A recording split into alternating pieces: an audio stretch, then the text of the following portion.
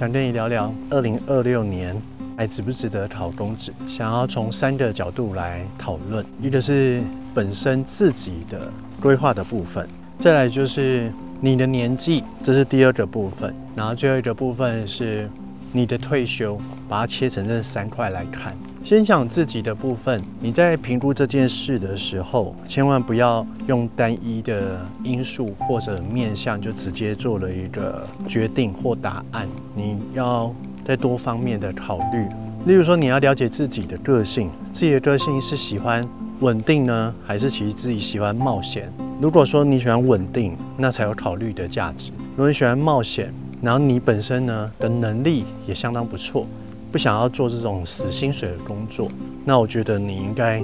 就要勇於去業界嘗試。就是比較喜歡求穩定，沒有太多想法的人，那可能你可以考慮公職，因為那裡面的工作呢也會相对比較一成不變。還有為什麼有些人會願意考公職？其實有的時候也是因為中年失業，世界的時局的變化太快，自己學的專業不能用了，沒有用了，所以他考公職。然後也有可能有家人要照顧，所以他沒有辦法說再去那麼拼他的事業。另外，我覺得你也要想說，一個很重要的變數就是你的年齡。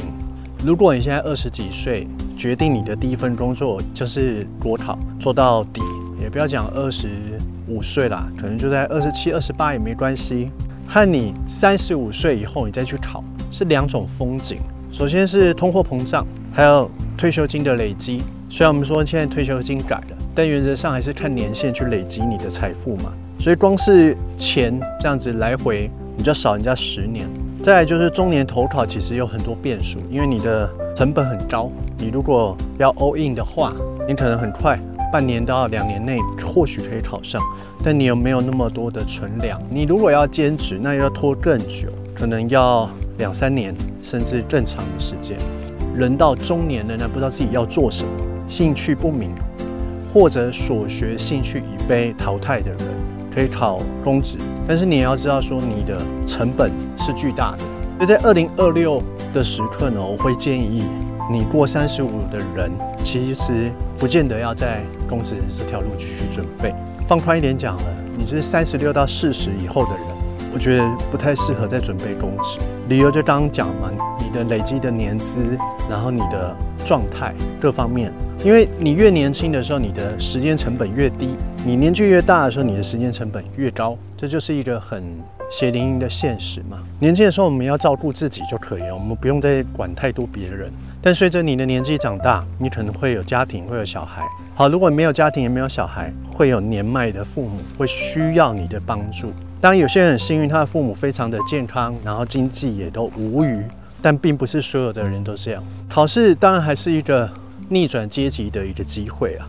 所以，我們剛剛已經有聊到自己本身的狀態的考慮、年紀，還有你的生涯。講到退休的生涯，就是有些人因為要考公職，為了有低的貸款利率，讓他去做投資。買房子啊，買股票啊，去做一個長期穩健的投資，這也是有些人考公職的目的。加上還有一些育兒的一些相關的補助、教育津貼等等，所以他們的考慮點，我覺得相對來講是比較多一些。還有就是當大家都在講說年金改革啊，沒有退休金啦，不想考啦，退出的人越多的時候，變相的你的競爭對手也會變少。所以這個時候，如果你是真的想要考的人，或許這個反而是一個機會。有時候危機就是轉機嘛。所以其實事情是建立在，如果說你有更多的選擇，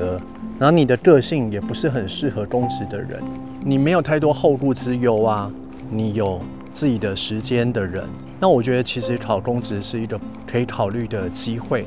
但相對的，有一些人，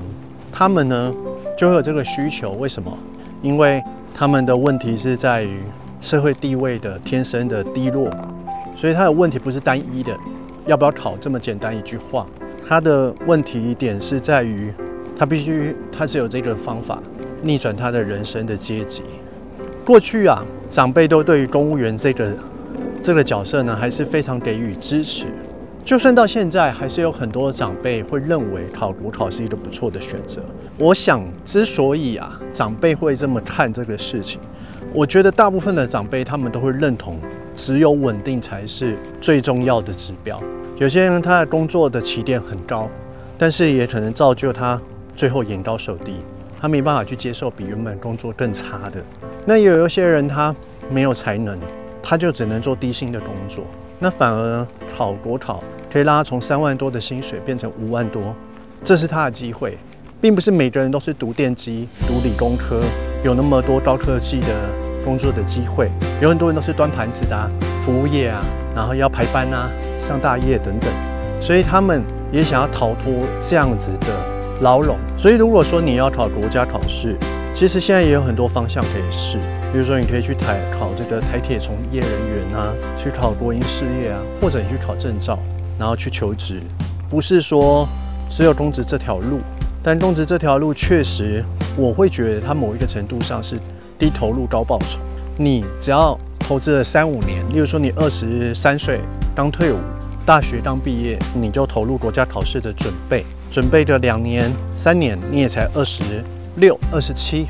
你考上了，接下來的這個感覺就像你買了房子是一樣的。你買了房子，你就可以解決這未來20年，甚至更長的時間，租房子、被房東趕、搬家這些事情。公職也是一樣，如果說你考上了公職，你就不需要再去一直要想着我失業該怎麼辦，金融海嘯怎麼辦，疫情怎麼辦，突然間沒工作了怎麼辦？你永遠都有工作，有好處就是你很穩定，然後你不需要一直費心，我下一份工作在哪裡，我明天要吃什麼。你在民間求職，你就是有風險啊；你在私人企業，就有一天会面臨倒閉啊，面臨裁員啊。值不值得考，就是說你要從自身的此時此刻自己的籌碼，還有你的才能、你的技能在哪裡，還有你現在的家庭的結構，各方面整合去考慮，而不是一句沒有年金啦，我就不考啦，不能那麼單純的2元的去看這個事情。所以我才會得到一個結論，跟你說，現在值不值得考國家考試？我覺得某程度上還是值得的，只是適用的人不是那麼泛，它是適用在某一群體上，而不是像以前一窩蜂突然全民迷上單車環島的那個風潮一樣。國考也曾經有這麼樣的一個狀態，每一年有10幾萬的人在考。你可以想一想，如果你還在考慮我還要不要繼續下去，或者是我要不要投入，我已經努力了很長時間沒有成功，我要不要繼續？這個都是需要仔細的去思考。你還要繼續考國考嗎？歡迎你留言跟我分享。謝謝收看。